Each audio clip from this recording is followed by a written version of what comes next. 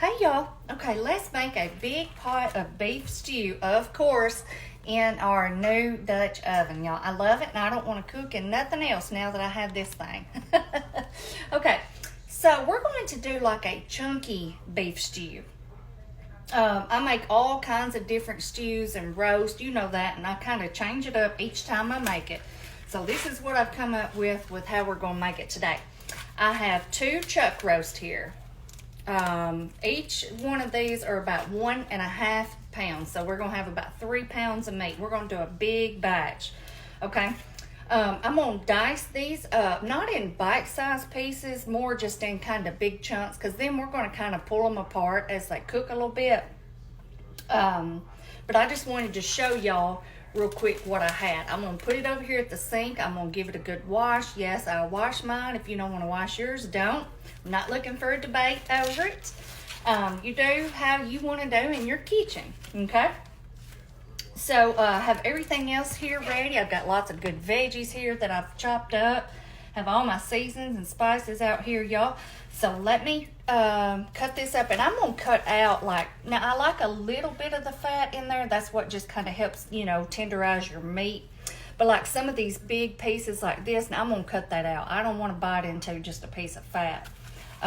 This one looks a little bit leaner than this one, but you see how it has that good marbling in it? That's what's going to give you your good tender meat. Anyway, I'm going to wash this, chop these up. I'm going to come back. We're going to put it in this bowl, and we're going to season them up and then sear them and get on our way.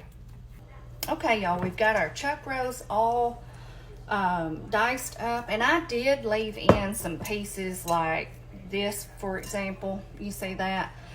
What I'm going to do, I'm going to go ahead and cook this in there, and like another one like this, and then what I'll do is I'll just fish that out. But I wanted to have that good flavor in there. I just couldn't toss that out. So that's what we're going to do. And you can see I just have it cut like in pieces, in chunks like this, and we're just going to season it up, sear it up, and then get everything put together. So let's start with our seasoning. Let's see, we're going to do some garlic powder, and you can season yours with whatever you want. This is just what I chose.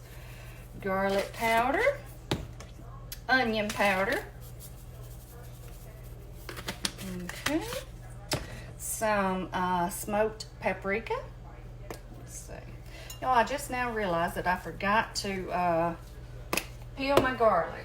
That's one thing I didn't get done, so I'll have to pause y'all and do that. But anyway, I'm glad I remembered it. All right, and I'm going to do some of this Montreal steak seasoning. This is the 25% less sodium.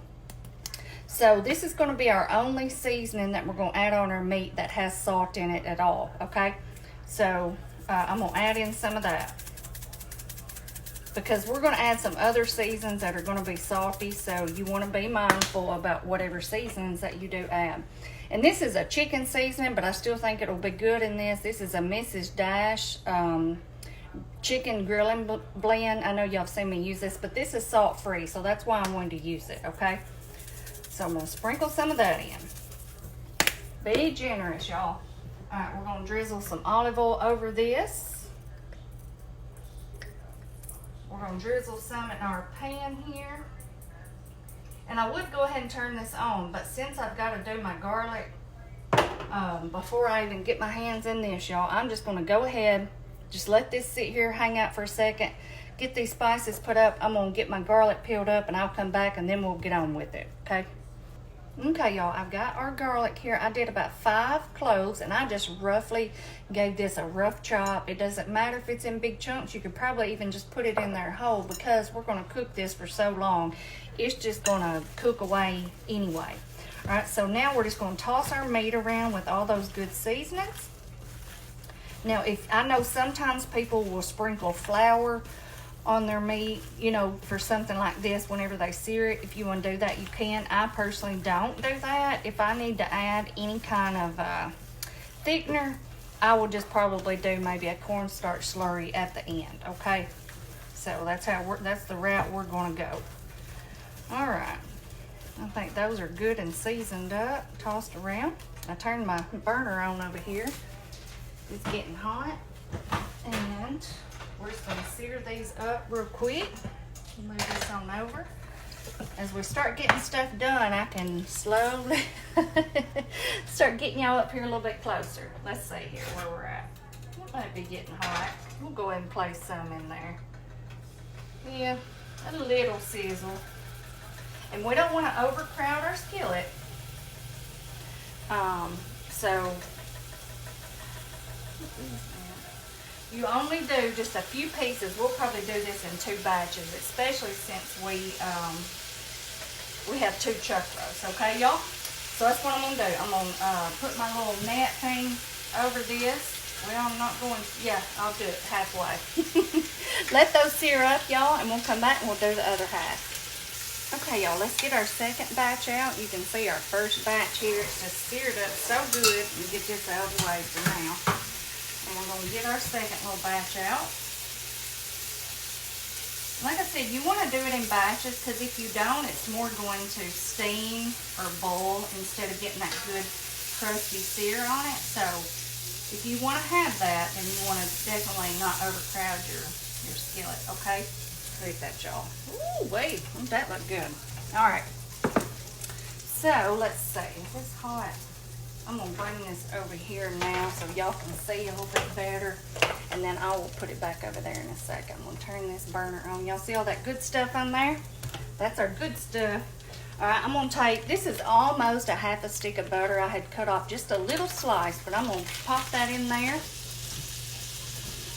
Help the glaze that skillet a little bit. And now we are going to go ahead and put in our carrots, our celery, and our onion.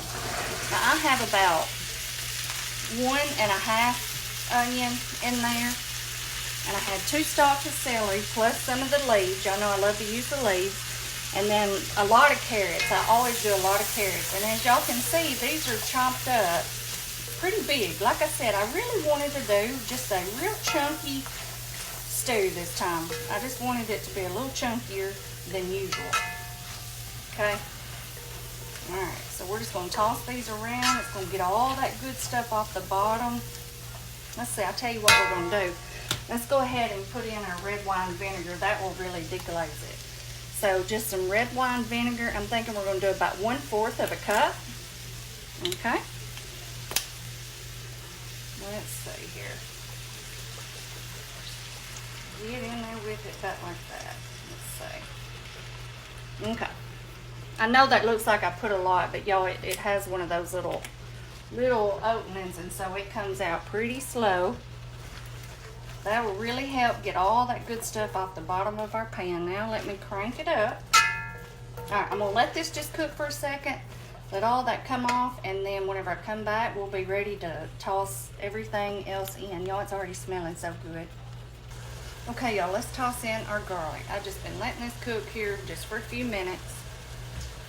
And also, y'all, I forgot to tell you, whenever I was seasoning, you know, the chuck roast, I forgot pepper, but I remembered it right after I turned the camera off. So I had that searing up in the skillet and still had some in my bowl, so I just took some pepper and put on each of it. So make sure and put you a little bit of pepper on there. You don't want to add any salt really, but you definitely do want to add your pepper, okay? And we're going to add some pepper to our veggies too here in just a minute. All right, I'm going to do a couple tablespoons of tomato paste. Let's see.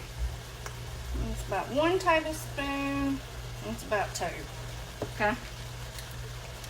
I'll do that. Well, get that lid on. Alright, then we're going to go back around with it, mix it around really good.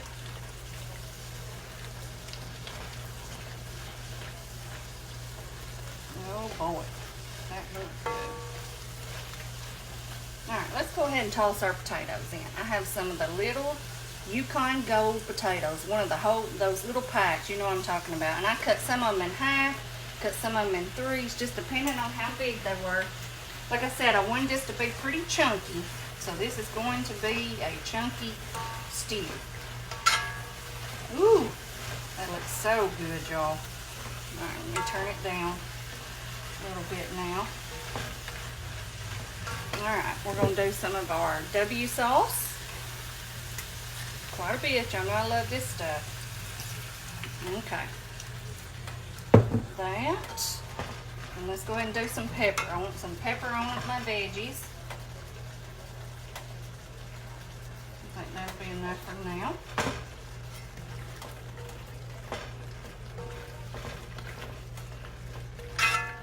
That looks so good. Already smells good. All right, let's start adding in our broth. I've got some beef broth here, and I did the 50% less sodium.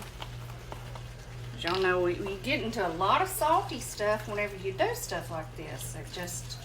So I try to cut it back as much as I can. And this is what is this? 4 cups. This is a 32 ounce. We're probably gonna need every bit of this, and then maybe even some water. Yeah, we probably will. Okay, we'll go ahead and add our seasonings in. Now for our seasonings, y'all, I'm gonna do a package of this beef stew mix. This is the McCormick beef stew mix. I don't always add this. Sometimes I just do all of my own spices, but this is really good. It gives your stew a really great flavor. We're gonna do the whole pack. And this also has a little bit of cornstarch in it, and it also has a little bit of sugar. If I wasn't using this, I would definitely add me in a little pinch of sugar, okay?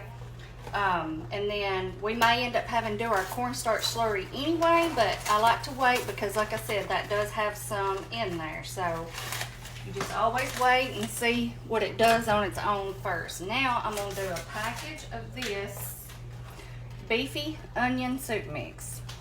And again, I don't always use that either, but we're going to do it today. This is, like I said, one of those things I do different every time I make it, I think. Okay, let's kind of mix that around a little bit. Ooh, lots of flavor in this pot, y'all. Mercy. Okay, I'm going to let this hang out for just a second, y'all. I'm going to get us some water because we're going to definitely need a little bit more broth because we still got to put our meat in. We got a couple more things we got to toss in here, and then this is going to be ready to go in the oven. All right, y'all, I have about 2 cups of water here. I don't know if we're going to use all this, but we'll see. Yeah, let's just go ahead and do the whole 2 cups. And don't worry, you're not going to be watering down your soup because we just put 2 whole packets of mix in there plus everything else we've added. And it's going to be just fine. All right, let me get our meat. And if it needs more flavor, we'll taste it and we'll add it later, okay? Here's all of our good meat. We're going to ease that down in there. Those juices and all. Okay.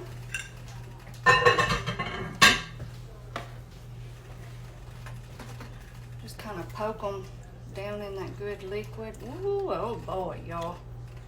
I tell you what. It's going to be a pot of goodness right here. All right, 2 more things I think we're going to add. I believe we will have everything. We're going to toss in 2 bay leaves. Let's see. Oh, I finally remembered to get me some, y'all. If you notice here, I got me a whole new bottle of them. Okay, and then I'm going to do a few fresh thyme leaves. Now, you could use your dry thyme or whichever. I was doing a Walmart order anyway, so I grabbed grabbed this little package, but you can definitely do the other if you don't have this. And I don't have none of that twine. So I'm just gonna lay these in there and hope that we can kind of fish them out the stems later. We'll worry about that later. Okay, so I'm just gonna throw a couple in there. Thyme is really good and stuff like this. So that's it, y'all. I'm gonna poke those on down in there like that. I have my oven on 325. I'm fixing to pop this in there.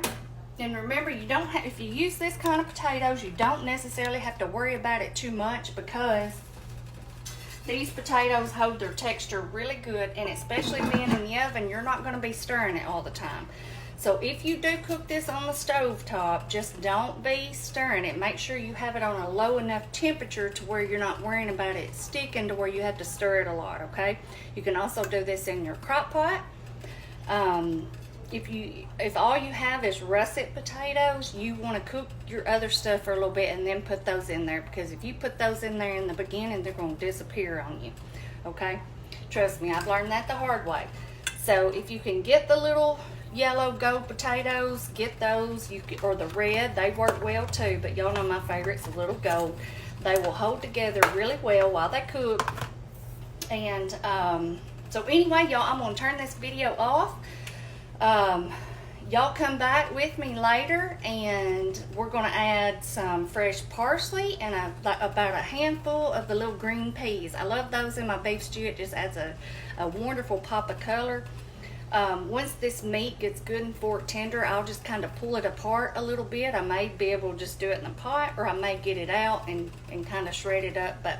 Or you can we may just be able to do it with these little things. Just kind of poke it around in there and pull it apart, okay? So that's it. That is all the work is done. Like I said, except for adding our 2 little ingredients, in which we'll just toss those in there and then cook it for about 30 more minutes. So, anyway, I'll see y'all back here in a little bit, and we will finish this up and do a good taste test. All right, bye-bye.